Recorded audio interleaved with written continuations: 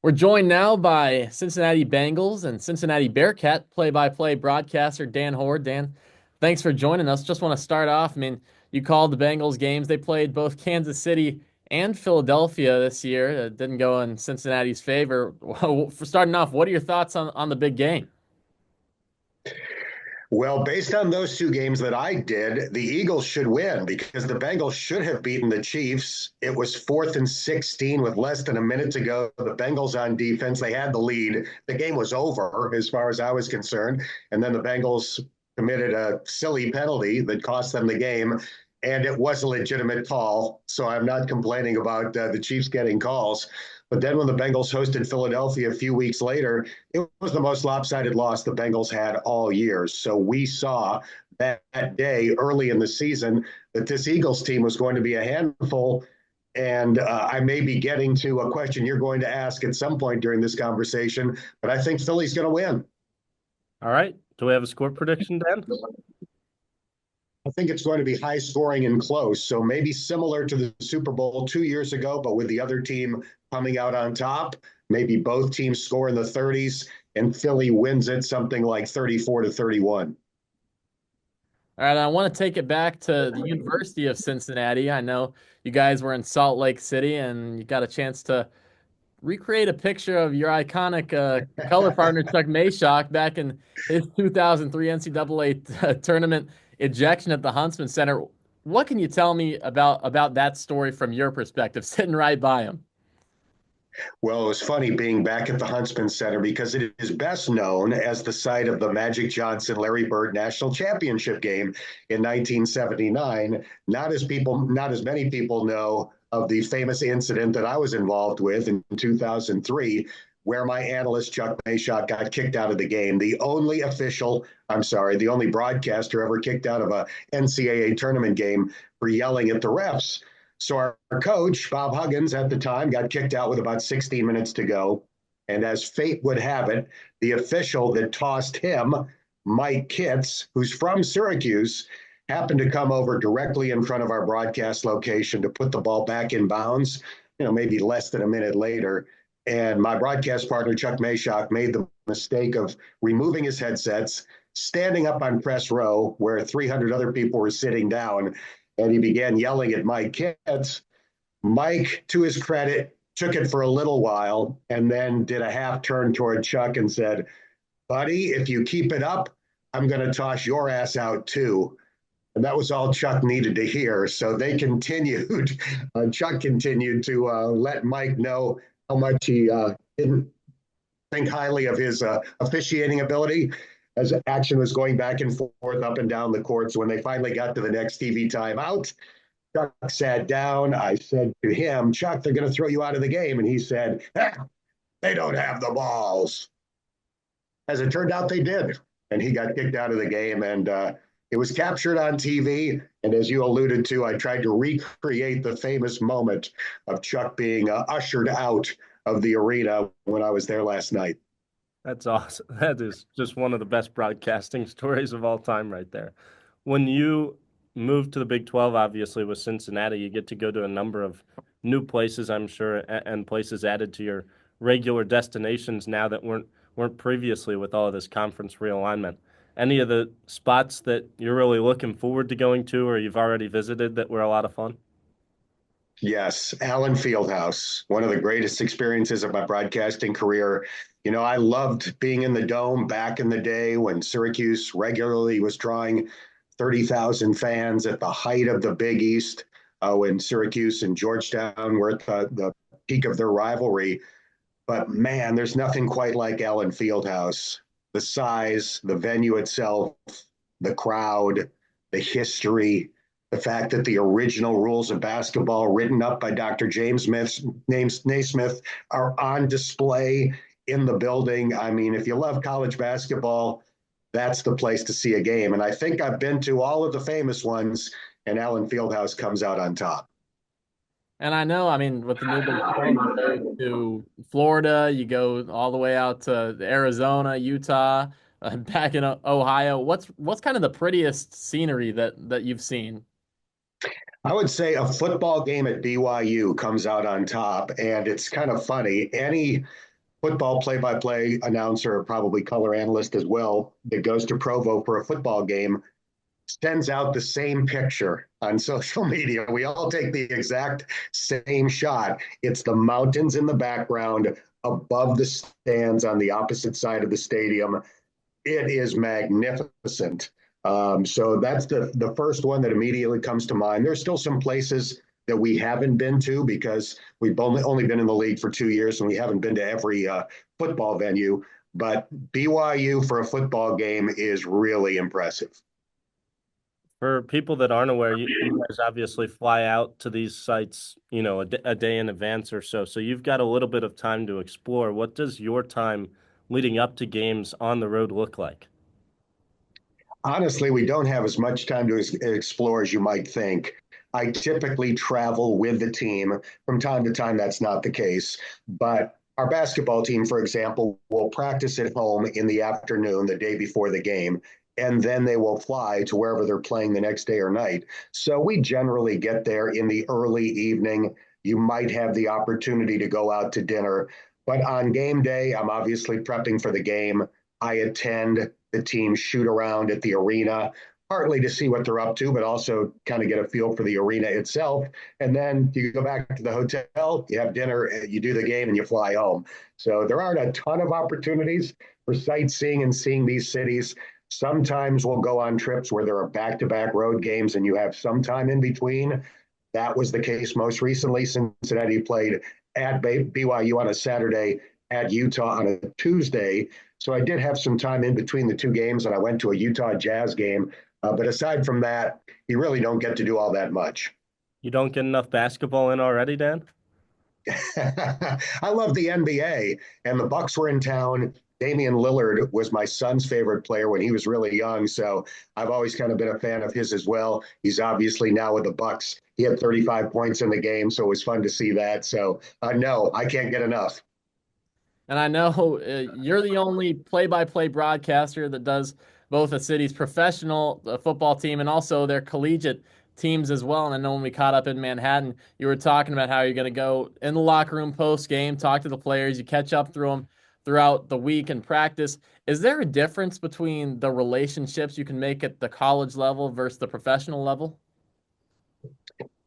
Yes, I'm closer in age to the professional athletes, so some of those interactions are a little more easy to compare. You know, they're married, they have kids in many instances, so we have more things in common. But with the college athletes, they're not jaded by the media experience. They don't have somebody in their face every day asking them questions about the upcoming game. It may be a once a week type interaction, and they seem to still enjoy it at that stage of their life. So I like both. And I'm glad I get to do both, quite honestly. It's fun to meet guys on their way up, and then it's also fun to interact with them when they've reached the height of their profession. As the voice of both the NFL team and the college, that makes you kind of one of the main broadcasters and people that people get to know in Cincinnati. What's it been like, for the last decade and getting to know all the people there and deciding to spend so much time in Cincinnati? It's been awesome. I didn't grow up in Cincinnati. I grew up near Buffalo, so I'm from upstate New York. Obviously, went to Syracuse, but I've now lived in Cincinnati longer than anywhere else I've ever lived in my life. I've been doing the University of Cincinnati games for 25 years. And before that, I was a sports anchor on the local Fox affiliate. So I've been here for a long time.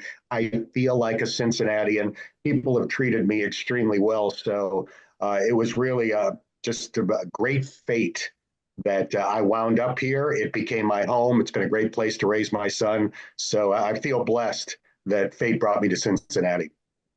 And you've covered 5 Super Bowls in your career. What's kind of the key, and how do you prepare to give coverage throughout the week going into the game? I think you guys are going to have a great experience because covering a Super Bowl is a target rich environment. There are so many people you can talk to about the upcoming game, about each of the teams, about their careers, depending on who it is that you see. You may have Syracuse connections that will be there from the two teams.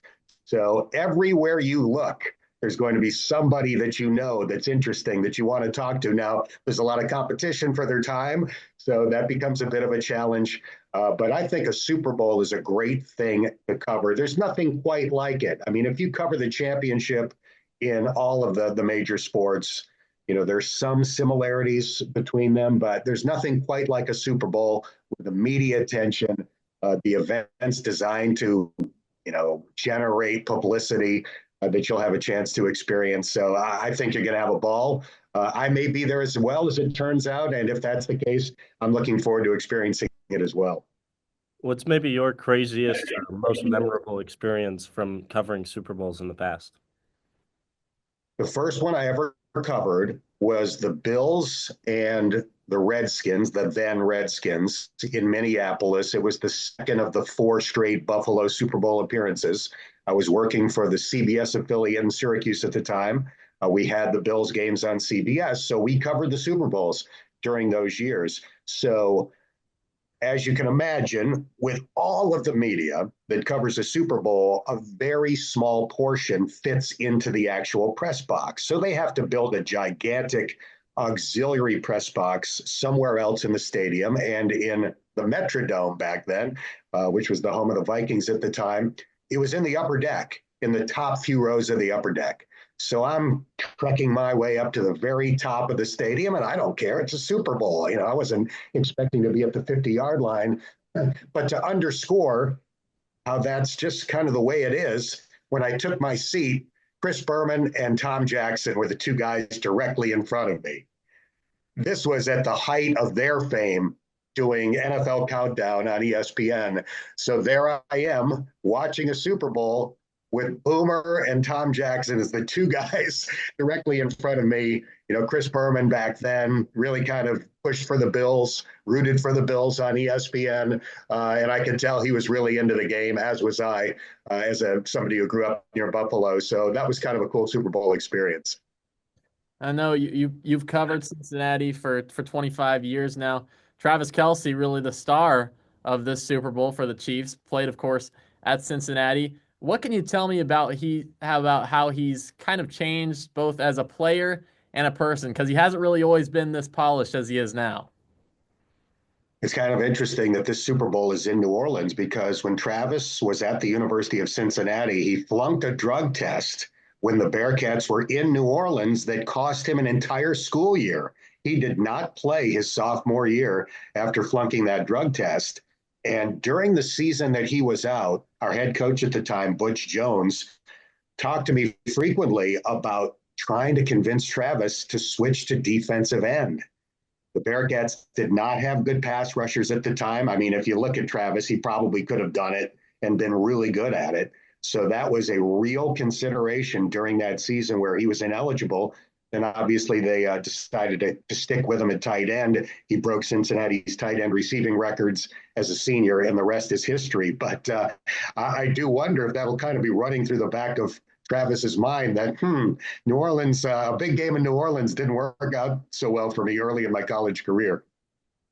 Travis Kelce has obviously become one of the staples of the NFL. Did you when you covered him in college, did you even expect a hint of the fame that he's grown on to be, and dating Taylor Swift and all of this stuff that has come on in the last few years for Travis? Oh, yeah. I thought for sure he would be dating the biggest pop star in the world. No, I had no clue. I mean, Travis was very outgoing, obviously, even in his college days. I got to know his brother better during their years at the University of Cincinnati than I got to know Travis. Partly just because, for one thing, Jason never had a year of ineligibility. So there were more opportunities to interview him. But I got to know both. They were then what they are now, just fun, outgoing, easy to talk to, normal people who have gone on to have Hall of Fame careers. I would have never predicted that for either one, but it's certainly been fun to watch, having seen them at that stage of their lives. Brian Cook also in the Super Bowl. Is there any cool stories you can tell me about him when he was back at the Bearcats? Yeah, the interesting thing about Brian Cook is that he's from Cincinnati, but he was not a highly regarded player coming out of high school. He started his college career at Howard University, so playing in front of, a handful of fans. No hint that he was going to be an NFL type player, but he transferred home to Cincinnati. And during his redshirt season, when Luke Fickell was our head coach, you started to hear a buzz from the defensive coaches like, whoa, this Cook kid could be really good. And then the following year, he was greenlit to play, took major strides that season. And then the year after that, he was tremendous. And it was obviously was going to be potentially a successful NFL player. So you never know with those high school players. Sometimes the 0-star guys turn out to be longtime NFL players, and it looks like Brian Cook's going to be one of those guys.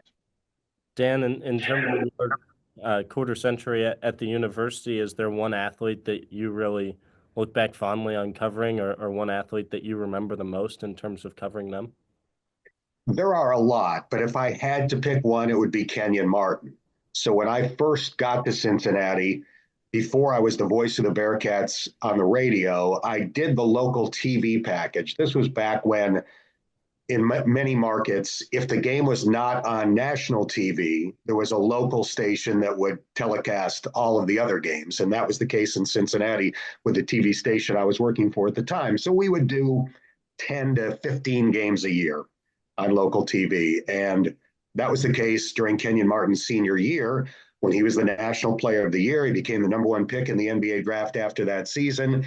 And since you guys are young, you might not remember these circumstances very well, but they were the #1 team in the country going into, postseason play. And in the first game of Cincinnati's conference tournament, he broke his leg.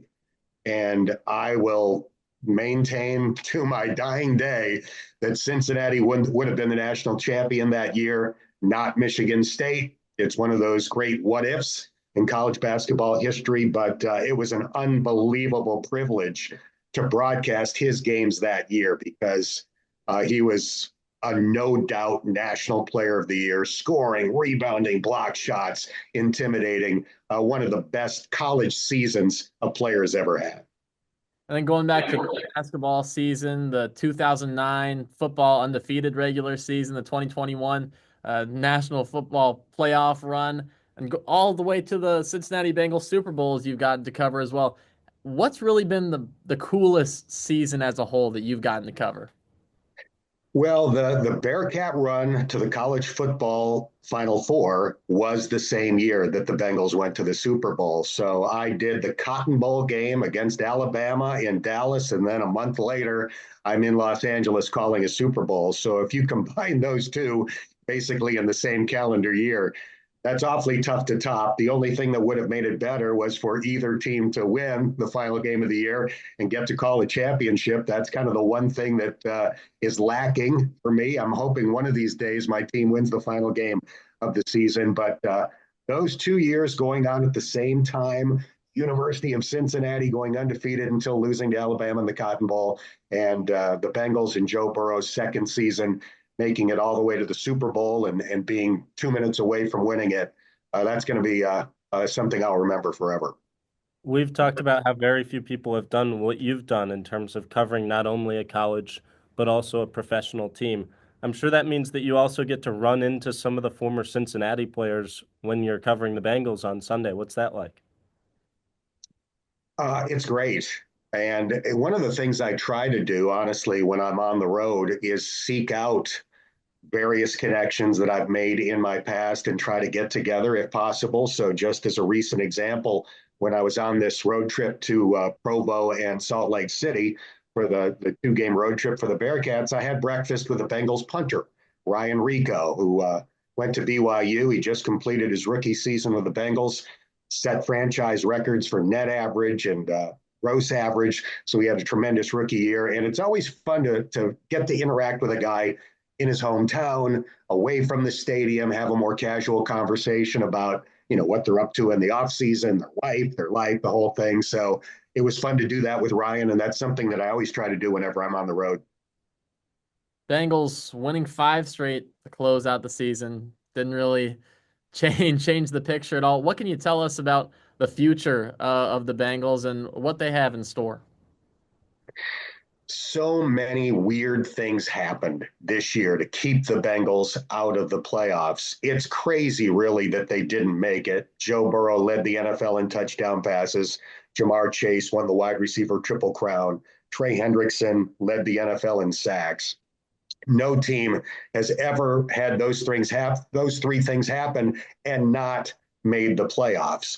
But I mentioned earlier, 4th and 16 in week 2 against Kansas City. They lose the game on a silly penalty. A few weeks after that, in overtime, they're on the verge of beating the Ravens.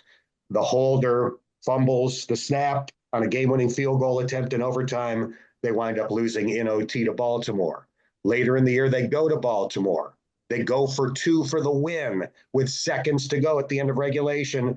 There could have been 50 penalties called on the play against the Ravens. None of them were. The 2-point conversion doesn't work. The Bengals lose the game. I could name 4 or 5 more instances like that. It was that kind of year for Cincinnati. So with Joe Burrow, you know the offense is going to be good. As long as he's healthy, they're going to put points on the board. They just need to fix the defense. And it doesn't have to be top 5. It probably needs to be top half of the NFL. And they're right back in the hunt for being one of the best teams in the league. So they fired Lou Anarumo. They've hired Al Golden, Notre Dame's defensive coordinator. Fighting Irish led the nation in pass efficiency defense each of the last 2 years. That's obviously a crucially important stat in the NFL. So I'm cautiously optimistic that the defense is going to take a significant step forward next year. And if that's the case and Burrow's healthy, I'll be busy in the postseason. You get to cover Joe Burrow week in, week out. We get to watch him on our TVs, but you get to see him up close and personal every week. What makes him different? A lot of things. On the field, he does everything well. He's arguably the most accurate passer in NFL history. He may be as good at pre-snap recognition as any quarterback that's ever played. He's not Lamar Jackson in terms of his running ability, but he's plenty mobile enough. So those are the on-field things that stand out. And then off the field, he's exactly you want in the face of your franchise. You know he's never going to do anything stupid off the field. He's got tremendous leadership qualities. His work ethic is unsurpassed. And you get the added bonus that he's the perfect fit for this market. He's from Ohio. He started his college career at Ohio State. He loves Cincinnati. His parents live nearby. He's, proud to be a Cincinnati Bengal. So we were fortunate to have a really bad record the year that he was eligible to be the first pick in the NFL draft. It was a no-brainer selection, and he's been everything and more since becoming Cincinnati's quarterback. At the end of last year, you were honored with Syracuse's prestigious Marty Glickman Award as one of the top broadcasters the school has seen. What did that moment really mean to you to be recognized by your alma mater? It means everything, and it was a total shock, quite honestly. You've seen the names on that list. These are some of the greatest broadcasters to ever do it. Bob Costas, Marv Albert, Ian Eagle, my mentor, Sean McDonough, Beth Mowins. The list goes on and on. I'm not sure that my name belongs on that list. I certainly wasn't going to turn down the honor, but it is the honor of a lifetime. I've received some very flattering awards and praise from my peers during the course of my career, but nothing compares to this. To know that some of those people that I just named are the ones that select the winner every year. I'm told it was a unanimous selection this year, so it was really incredibly meaningful that these people that I admire and respect and who have really been kind of shining lights for me to try to succeed in my career feel that way about me. As I said, it was the honor of a lifetime. Incredible honor for you, Dan. But what some people might not know is you almost missed your own award ceremony that night. Can you walk us through the travel nightmare to try and get back to Syracuse? Yes. So flying from Cincinnati to Syracuse meant flying to Charlotte first. My wife, who also graduated from Syracuse, came with me, and we got on the plane that morning. Everything seemed hunky-dory, and then we sat on that plane on the tarmac. Tick, tick, tick went the clock. It was becoming pretty obvious that we might not make the connection. The plane finally took off. We arrived in the Charlotte airport. I sprinted to try to make the gate for our next flight and hold the plane for my wife, who was nice enough to carry all of our luggage because I was running to try to stop this next plane from leaving. I got there while the plane was still at the gate, but the door was closed and they wouldn't open it and let us on. So I'm still angry at American Airlines, but fortunately, the next connection made it just in time. And we're so happy that it did because it was a great night. And it reminded my wife and I how much we enjoyed being back on campus and hope to do it more frequently going forward. Yeah, and Sean McDonough, your mentor, he said he presented you the award. How did that relationship kind of foster? How did that begin, and how has it continued through all these years? So Sean was a year ahead of me. He was a sophomore when I was a freshman. When I went to the introductory WAER meeting, I was assigned to be his writer for afternoon drive sportscasts. We hit it off. We became fast friends. We did everything together over the next 3 years at the Cuse, from playing intramural sports to hanging out, doing things on the campus radio stations, et cetera. And then once Sean took off, and shoot, he was quickly doing the World Series on CBS a few years after that, we just stayed in frequent contact. To this day, we text back and forth every few days. We get together and play golf in the off season. Sean had been extremely generous in trying to help me advance during the course of my career. He's volunteered to serve as a reference for jobs that I was applying to. He has thrown my name in for jobs that I didn't even know were open. So I think that's an important thing for current students to realize. These friends that you're making now and the people that you work with at Syracuse are people that may be in a position to help you going forward. And on the flip side, friends that you will try to help going forward if you're in a position to do so. So Sean has been unbelievably generous to me over the years, and it's a real blessing to have met him at that stage of my life. Well, the off season's coming up pretty quickly here, Dan. How's the golf game looking? We've had a record amount of snowfall in Cincinnati, so the clubs are safely packed away in the basement for now, but hopefully I'll get out there and play sometime soon. I've got a big golf trip planned to Ireland this summer. I've never played there before. Did make a trip to Scotland many, many years ago. So I've got to get my game fine-tuned for the fine courses of Ireland in early July. Got to get prepared for the wind over there. Yeah. Well, if sculling a wedge keeps it under the wind, then I'm the right guy for the job. Dan Hoard, voice of Cincinnati sports, now Marty Glickman Award winner, one of Syracuse's best. Thank you so much for joining us. My pleasure. Thanks for the invitation. Enjoy New Orleans. Thanks, Thank you. Dan. We will.